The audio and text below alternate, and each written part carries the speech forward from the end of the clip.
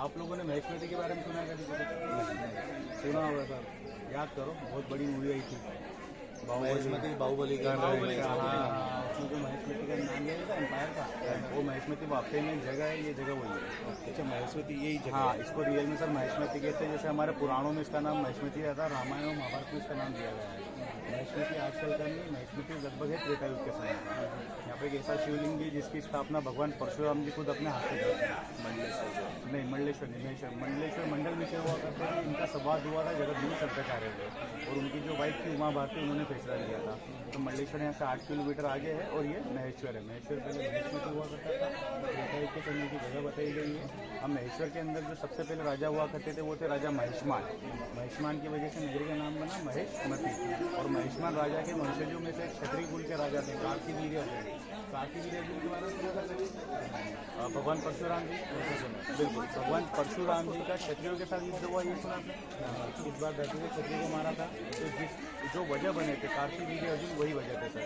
कार्तिवीर्य अर्जुन क्षत्रिय कुल में जन्मे थे, और उन्होंने भगवान परशुराम के फादर जमदग्नि ऋषि का वध कर दिया था कामधेनु के लालच में।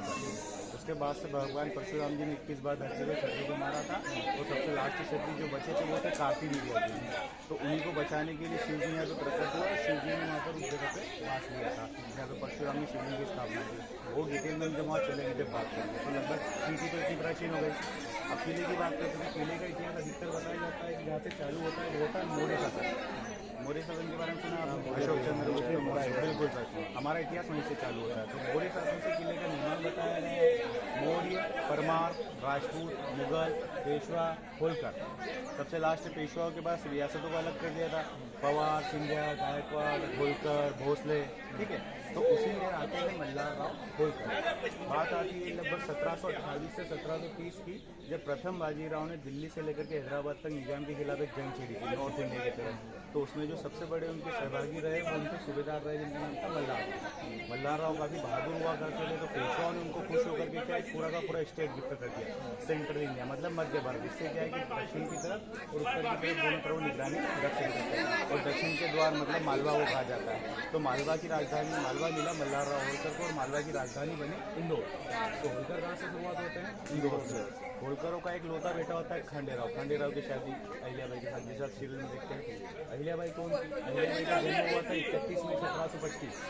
महाराष्ट्र के अंदर एक चोंडीगढ़ के छोटा सा गांव है, वो जिला पहले अहमदनगर हुआ करता था, उसका नाम बदल के अहिल्यानगर हो गया सर। तो अहिल्यानगर के अंदर अहिल्याबाई का जन्म होता है। छोटे सा परिवार होता है, मनसुरी शिंदे का गाँव के पाटिल होते हैं, और इनकी जो कम्युनिटी होती है वो होती है धुंगर। आप धंधा समझते हो ना, जो बकरी शेफर्ड कह सकते हैं। अच्छा, चरवाहा जी। तो शेफर्ड परिवार में अहिल्याबाई का जन्म होता है। बहुत ही सदन से परिवार में इनका जन्म होता है, लेकिन इनकी शादी करवाई गई रॉयल फैमिली के अंदर, मल्हार राव होलकर के बेटे के साथ खंडेराव होलकर। इनके ससुर को अहिल्याबाई का चरित्र इतना ज़्यादा भागा है कि उन्होंने छोटे से परिवार की लड़की को उठा करके रॉयल फैमिली में इंटरव्यू दिलवा दी। सीरियल में जैसे सर ने आपने देखा होगा कि अहिल्याबाई के ऊपर कोई भरोसा नहीं करता। उस समय एक फादर इन लोग अपनी डॉटर इन लोगों के ऊपर भरोसा करते। बात आती है जब लड़की को घर से बाहर जाने की परमिशन नहीं थी, तब अहिल्याबाई को एजुकेशन, पॉलिटिक्स, युद्ध नीतियाँ, वो सारी की सारी ट्रेनिंग इनको मिली जो सिर्फ रॉयल फैमिली के बच्चे बने। जैसा कहते हैं कि शस्त्र और शास्त्र, इसमें सब कुछ आ जाता था, करेक्ट है, बनना भी आ जाता और ज्ञान भी आ जाता। तो सारी ट्रेनिंग जो मिली अहिल्याबाई को उनके ससुर की तरफ से मिली थी। आज भारतवर्ष में इनका नाम है ना, उसके पीछे पूरा श्रेय मल्हार राव को जाता है। शादी के बाद 2 बच्चे हुए, एक बेटा हुआ मालेराव होलकर, सेकंड बेटी भी मुक्ताबाई होलकर। 23 साल तक 2 बच्चों की माँ बनी, सब कुछ ठीक चल रहा था। समय आगे बढ़ा, 1754 राजस्थान कुंभलगढ़, नाम सुना आपने? कुंभलगढ़ के राजा सूरजमल जाट, मालवा के किंग मल्हार राव होलकर। सूरजमल जाट और मल्हार राव होलकर के बीच में एक बहुत बड़ा विवाद चल रहा था। वो विवाद था रेवेन्यू को लेकर के, टैक्स को लेकर के, क्योंकि मालवा और राजस्थान जहाँ करके मिलता है उस जगह का नाम है नीमच मंदसौर।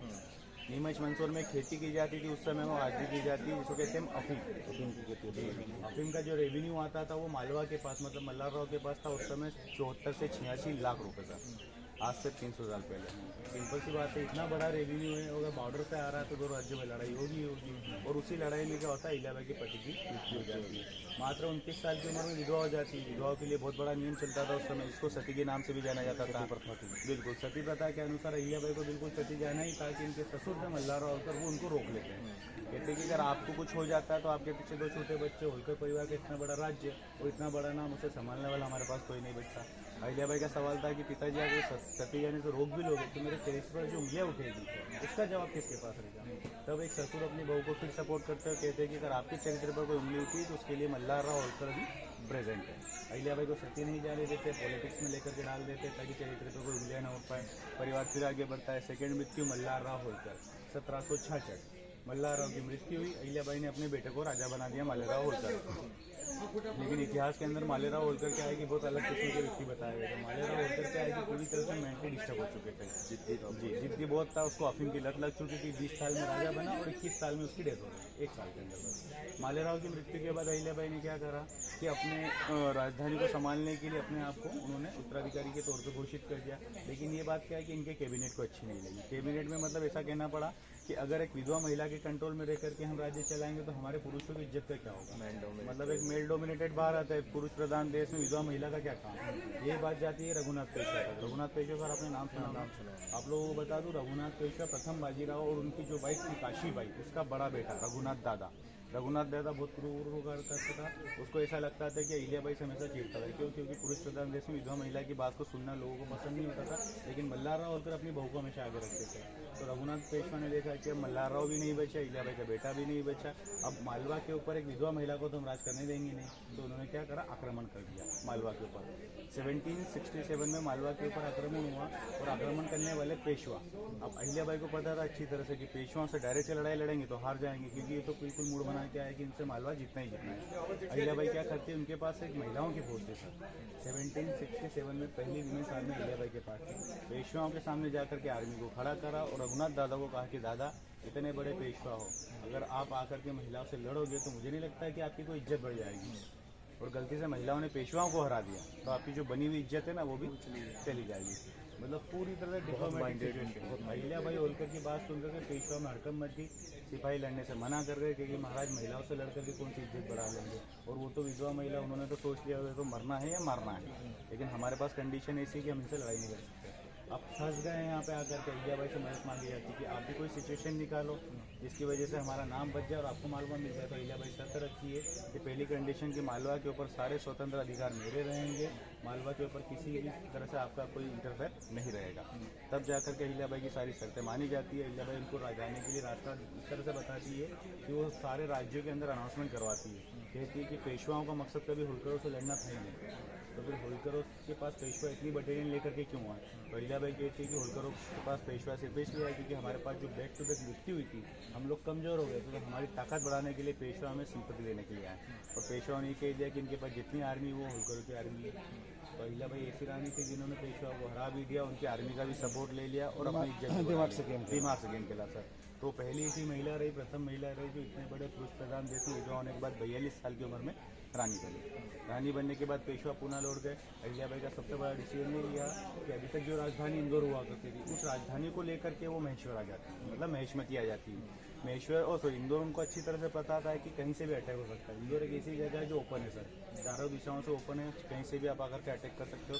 लेकिन महेशमती एक ऐसी जगह है, मतलब महेश्वर की, ये पूरी तरह से नर्मदा की गोद में बसा हुआ है। चारों तरफ से नर्मदा, बिल्कुल सर, नर्मदा की गोद में बसा है। एंट्री यही है सर, एंट्री यही है। आपको पता हो कि कभी महेश्वर के अंदर लास्ट वीक की बात है 15-16 सितंबर, ये सिर्फ किला बचा था, बाकी महेश्वर के अंदर 70% पानी भर गया था। पूरा जो मार्केट में होटल वगैरह सारे के सारे डूब चुके हैं बिल्कुल। तो महेश्वर की जो सिक्योरिटी है वो नर्मदा जी है। अहिल्याबाई को पता था कि महेश्वर आकर के चलते इस पर कोई अटैक करने से पहले नर्मदा पार करके आएगा, उसको वहाँ पे रोक सकते हैं। और दूसरी बात क्या थी कि इनको पता था कि शिव भक्ति कहाँ हो सकती है। हमारे शास्त्र, हमारे पुराण क्लियरली कहते हैं कि अगर शिव जी को मनाना हो तो चले जाओ नर्मदा के किनारे।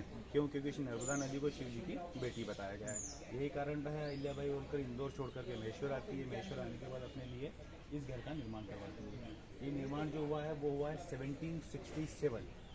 कब हुआ है सर? 1767। लगभग आज से 300 वर्ष हो चुके हैं इस घर को। मालवा की इतनी बड़ी रानी सिर्फ एक छोटे से घर के अंदर रहा करती थी। अहिल्याबाई ने अपने जीवन के 28 साल यहीं पे दिया। 28 साल में इसलिए बोल रहा हूँ क्योंकि 1767 से राजपाट चालू हुआ और 1795 पे एंड हुआ। 1795 में 13 अगस्त 70 साल की उम्र में इनका निधन होता है। 28 साल के शासनकाल में महेश्वर को राजधानी बनाने के बाद पूरे भारतवर्ष में जो इनके द्वारा काम किए गए वो देखने लायक है। इंडिया के 80% मंदिर ऐसे जिसको पूरी तरह से औरंगजेब तोड़ चुका था, उसका रिस्टोरेशन अहिल्याबाई ने करा। मंदिर, धर्मशाला, घाट, मंदिरों नर्मदा के किनारे, सॉरी नदियों के किनारे अपने घाट, तालाब, ऐसे काम जो लोगों को डायरेक्ट फायदा दे सके या जो काम धर्म को फायदा दे सके, ऐसे काम अहिल्याबाई होलकर करते जाती थी। और वो किसी बाहर की संपत्ति से नहीं करती थी, अपनी प्राइवेट संपत्ति से करती थी। क्यों? क्योंकि इनको पता था कि अगर मैं स्टेट प्रॉपर्टी का यूज़ करूंगी तो लोग मेरे खिलाफ हो जाएंगे। तो अहिल्याबाई के पास इतना पैसा कहाँ से आया? तो अहिल्याबाई के पास एक जागीरी थी जिसका नाम था खासगी। खासगी आप कई जगह पे देखने को भी मिलेगा। खासगी का मतलब होता है प्राइवेट, निजी, मराठी वर्ड होता है। खासगी का एक नियम था कि वो पैसा महिला अपने ऊपर भी यूज़ कर सकती है और अपने अलावा किसी को दान उसके नहीं दे पास सकती। पूरा अधिकार हो, कहीं उसके यूज पास उससे कोई सवाल जवाब नहीं होगा, ना तो कोई हिसाब होगा। अभी खासगी आई कहाँ से? तो खासगी दी गई थी बाजीराव पेशवा के द्वारा। बाजीराव पेशवा ने अहिल्याबाई की सास को दी थी। अहिल्याबाई की सास की डेथ के बाद लीगली तौर पर अहिल्याबाई के पास पहुंच गई और अहिल्याबाई ने उस समय 3 लाख रुपए को क्या करा, पूरे इंडिया के अंदर धर्म के लिए खर्च कर दिया। यही वजह है आज भारतवर्ष में इनका इतना बड़ा नाम है। लोग सम्मान के साथ देवी का दर्जा देते थे। अपने स्टेट में रहकर के पूरे भारत में काम करवाना बहुत बड़ी बात, बहुत बड़ी बात है जी। और अपने धर्म के प्रति। जी, और आज भी देखा जाता है कि काशी विश्वनाथ, सोमनाथ में जो शिवलिंग हमको देखने को मिलता है वो नर्मदा का ही शिवलिंग माना जाता है सर। क्यों? क्योंकि पुराने शिवलिंग को तो डिस्ट्रॉय कर दिए थे। तो अहिल्याबाई यहाँ से ले जाकर के शिवलिंग वहाँ पे स्थापित करती है और आज हम ज्योतिर्लिंग बचे हुए, हमारा हिंदू धर्म बचा हुआ है। क्योंकि अहिल्याबाई उनकर बताया जाता है कि नहीं होती तो उस नुकसान की तरफ किसी राजा का ध्यान ही नहीं गया था, लेकिन अहिल्याबाई ने वो सब कुछ किया। इसी वजह से आज ये देवी की तरफ पूजी जाती है सर। अब हम कहाँ चलते हैं? अहिल्याबाई के घर के अंदर। रास्ता खाली हो गया, फोटो ले सकते हैं।